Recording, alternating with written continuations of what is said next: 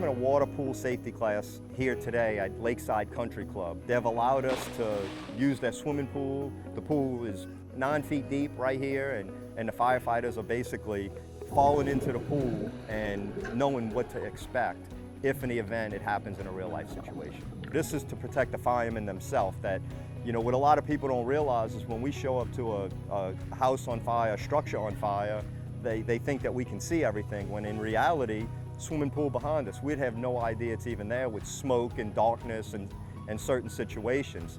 That entails firefighters falling into a dangerous situation with all of their gear. Their gear is roughly 60 pounds before it's wet. By the time it gets wet, it could add another 40, 50 pounds to it, which becomes a dangerous situation. A couple months ago, we did this water rescue, canal rescue type training.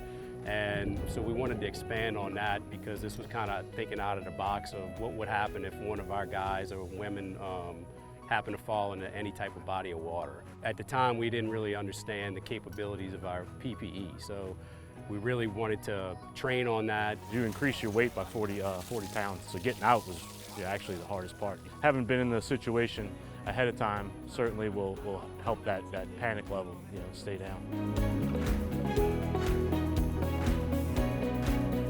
The firefighters themselves, when they're dragging hose in the backyard, their personal protection gear, they're fully PP'd out. They turned around, they dragging hose with their air packs on and everything, and then they step into a swimming pool, potentially 8, 9 feet deep. The worst case scenario that we could come up with if one of our members were to fall off the Causeway Bridge.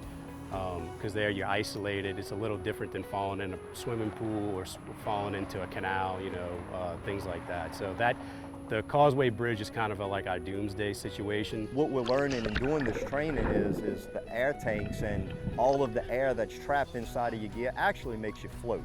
And the biggest part of this training and having the guys jump in the swimming pool is to teach them not to panic, that you're gonna float. This is a kind of a strange type of situation, and it's not a common one, but we just wanted to make sure that our men and women were trained if this were to ever happen.